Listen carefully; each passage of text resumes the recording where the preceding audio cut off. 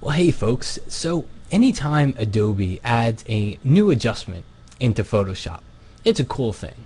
But anytime that adjustment gets added in as an adjustment layer, it's an even better thing because we get so much more flexibility, and that's what we got here inside of Photoshop CS3. It's a brand new adjustment that's an adjustment layer. It's a black and white adjustment, and you know, does life get any better than that? No. Seriously though, black and white is a necessary adjustment here inside of Photoshop because we were always faking it. We were always kind of learning the tricks of the trade. But if you go under the image menu and you go down to adjustments, you'll see that there is indeed a brand new black and white adjustment. So I can add it to my photo here, but honestly I prefer to use the adjustment layers. And the difference is if I go through the menu here, it's going to create a permanent adjustment. I'll turn it black and white here, and I'll just click OK for you. And you can see it changes my whole image. But if I undo and I go to the bottom of my layers palette, I click on that little half black, half white sign there, and I go to black and white, see here, it adds an adjustment layer into the layers palette. So that always lets me come back in and tweak it. Alright, so let's take a look at this new black and white adjustment because it's really cool for specifically and targeting your images. Okay, targeting your colors in your photo to make a better black and white, and that's what it's all about, is to get that nice high contrast black and white photo. And to be able to target colors helps out a lot. So as you look through here, you're going to see you've got the ability to adjust the reds, yellows, greens, cyans, blues, magenta. And what does that all really mean? It's just a bunch of sliders. Instead of haphazardly just dragging these sliders until it looks good, which, by the way, is a perfectly acceptable way of using the tool, I want to show you a little bit more about how to think of this. And I'm going to kind of tuck this over a little bit more. So I'm going to turn the preview on and off here. So here's my preview checkbox. Let's turn it off and look at the photo and kind of decide what colors are in it.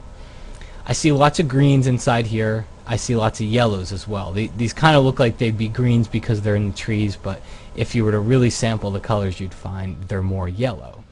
And then we've definitely got some blue color up here in the sky. Okay, so as we turn the preview back on, let's look at our black and white. So we want to adjust, or kind of, as we can call it, mix the different colors in here using these different color channels. And the way that we can do that is by adjusting the corresponding slider. So as I look at the trees, if I want to affect the lightness and darkness of the trees, I would go to that colors slider. And as I said here, green is going to give you a little bit of a change, but honestly not a whole lot, because most of these trees are made up of yellow. Even though you think they're green, the color is really yellow. So as I adjust this yellow slider, as I move it to the right, everything gets lighter.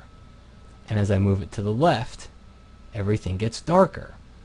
Okay? And that's the way to think of adjusting colors inside your black and whites, is by picking that color, and if you drag it to the right, you've even got an indicator here. It's a little hint.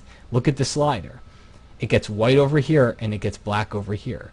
So when I find that color, take the sky for example. When I find that color, I can drag the slider to the right and that whitens the blue. If I drag it to the left, that makes the blue darker.